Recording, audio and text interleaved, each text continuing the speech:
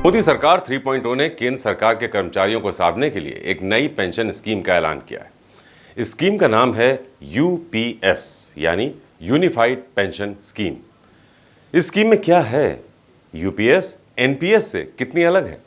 UPS के तहत कर्मचारियों को कितनी पेंशन मिलेगी, उसका फॉर्मूला क्या होगा, वगैरह वगैरह। इन तमाम सवालों के जवाब आप तक हमारी इस खास रिपोर्ट में हम पहुंचाने की कोशिश करेंगे। नमस्कार, मैं हूं संजीव चौहान और हमारी इस खास पेशकश में आप सबका स्वागत है। तो लोकसभा चुनाव में लगे झटके के बाद मोदी सरकार ने कर्मचारियों को साधने के लिए एक नई पेंशन स्कीम लॉन्च की है। माना जा रहा है कि ओपीएस यानी ओल्ड पेंशन स्कीम की मांग लगातार तेज हो रही थी, जिसे कांग्रेस ने भी चुनावी मुद्दा बनाया था। लिहाजा कर्मचारियों के गुस्से को शांत करने के लिए बीजेपी ने एक यूपीएस स्कीम लॉन्च की है। अब आपको बताते हैं कि ये यूनिफाइड पेंशन स्कीम यानी यूपीएस है क्या और ये कब से लागू होगी। लेकिन उससे पहले ये जान लीजिए कि ओपीएस कब से बंद हुई और एनपीएस कब से लागू की गई। तो दरअसल दिसंबर 2003 तक सरकारी कर्मचारियों के लिए ओल्ड पेंशन स्कीम यानी ओपीएस लागू थी।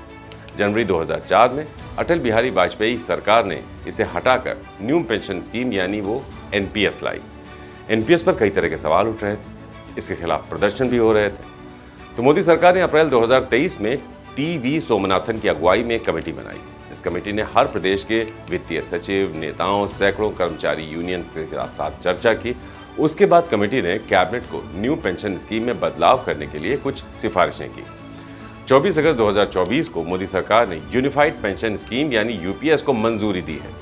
इसे अगले वित्तीय वर्ष यानी 1 अप्रैल 2025 से लागू किया जाएगा। केंद्रीय मंत्री अश्विनी वैष्णव और कैबिनेट सचिव टीवी सोमनाथन ने प्रेस कॉन्फ्रेंस कर बताया कि पीएम मोदी की अध्यक्षता में हुई केंद्रीय कैबिनेट की मीटिंग में इस स्कीम को अप्रूवल मिल गया है।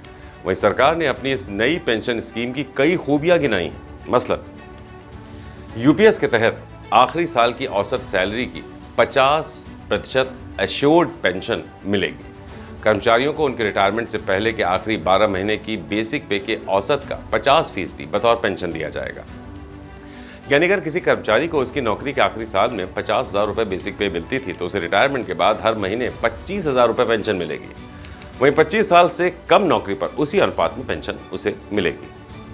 औसत बेसिक पे की 50% पेंशन उन्हें मिलेगी जिन्हें नौकरी करते हुए 25 या उससे ज़्यादा साल हो गए। 25 साल से कम और 10 साल से ज़्यादा सर्विस होने पर उसी अनुपात में कम पेंशन मिलेगी। अगर किसी कर्मचारी ने 10 साल से ज़्यादा और 25 साल से कम नौकरी की है तो उसकी बेसिक पे भले ही कितनी कम क्यों ना हो, उसे पेंशन में कम से कम 10,000 रुपये ज़रूर मिलेंगे। अब मान लीजिए किसी सरकारी कर्मचारी ने 12 साल की सर्विस के बाद किसी वजह से रिटायरमेंट ले लिया है और उसकी बेसिक पे भी 20,000 रुपये से कम है, तो भी उसे हर महीने 10,000 रुपये पेंशन मिलेगी। इसमें इन्फ्लेशन यानी महंगाई भत्ता भी जोड़ा जाएगा। वैष्णव के अनुसार महंगाई जोड़े जाने पर आज के मुताबिक ये पेंशन करीब 15,000 रुपये बैठेगी। वहीं अगर किसी कर्मचारी की मौत हो जाती है तो उसके परिवार को पेंशन का 60% मिलेगा। साथ ही परिवार को मिनिमम डियरनेस रिलीफ का पैसा भी मिलेगा। ये डियरनेस रिलीफ AICPIW यानी all India consumer price index for industrial workers के अनुसार मिलेगा।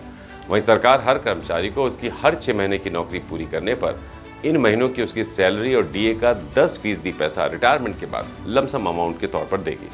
इस ऐसे समझिए कि अगर किसी कर्मचारी ने 10 साल 3 महीने पहले कुल मिलाकर किसी कर्मचारी ने 10 साल 3 महीने नौकरी की है तो उसे 10 साल की सैलरी का डीए का 10% बतौर लमसम अमाउंट दिया जाएगा। अब आपको बताते हैं कि कौन कौन से कर्मचारी इसके दायरे में आएंगे।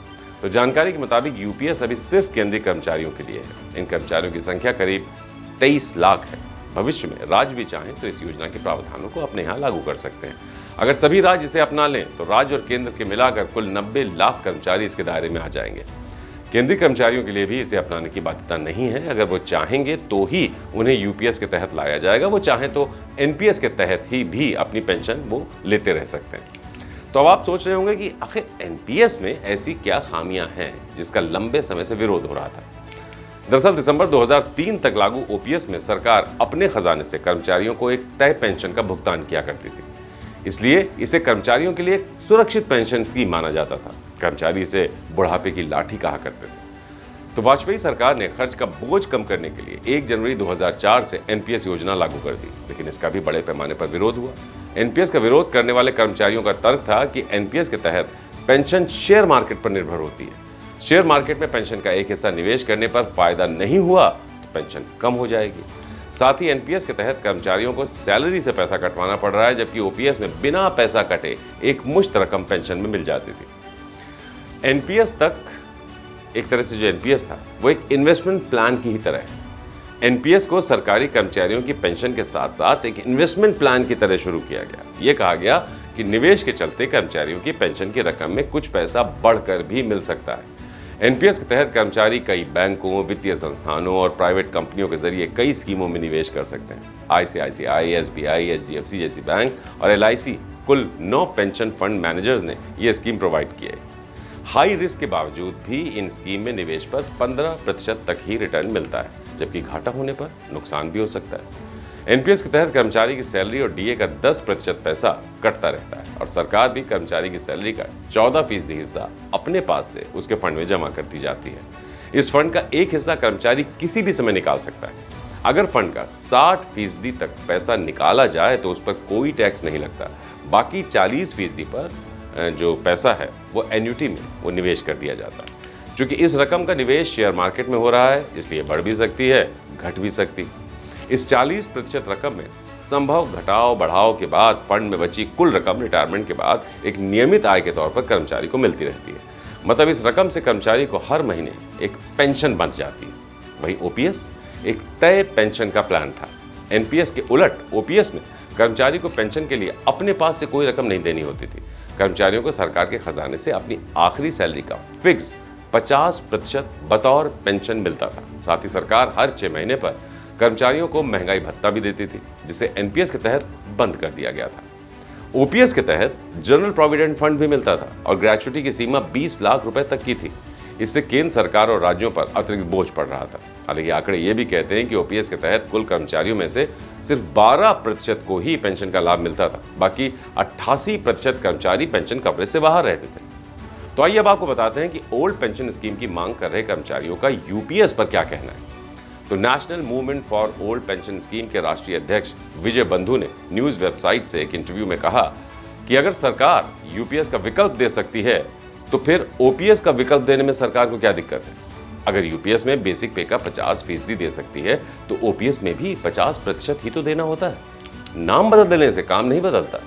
अभी तक एनपीएस की तारीफ की जा रही थी, अब यूपीएस की, जबकि सच है ये कि ओपीएस ही सामाजिक सुरक्षा का कवच है, बुढ़ापे की लाठी है और लाखों कर्मचारी ओपीएस की ही मांग कर रहे हैं। बहरहाल ओपीएस की मांग को दरकिनार करते हुए मोदी सरकार अपने लाखों कर्मचारियों की यूपीएस लेकर आई है, अपने लाखों कर्मचारियों के लिए, जो अगले वित्तीय वर्ष से लागू की जाएगी स्कीम। लेकिन बड़ा सवाल यह है कि क्या सरकार ने स्कीम लॉन्च करने से पहले सर्वसम्मति बनाने पर जोर दिया था या नहीं। क्या सरकार ये स्कीम आनन फानन में लेकर आई है। क्या यूपीआई ओपीएस से बेहतर है। इन सवालों के जवाब जाने बिना यूपीआई को अच्छा या बुरा अभी नहीं कहा जा सकता। लिहाजा कर्मचारी संगठन सरकार की नई स्कीम से संतुष्ट होंगे या नहीं, ये आने वाले वक्त के साथ ही सामने आ पाएगा। तो हमारी इस खास पेशकश में इतना ही। बहुत जल्द होगी आपसे फिर से मुलाकात। नमस्कार। यूपी की हर खबर देखने और उनसे अपडेट रहने के लिए हमारे चैनल श्रेष्ठ यूपी को सब्सक्राइब और लाइक करें। साथ ही बेल आइकन को दबाना ना भूलें, जिससे हमारे हर वीडियो की जानकारी आप तक पहुंचती रहे।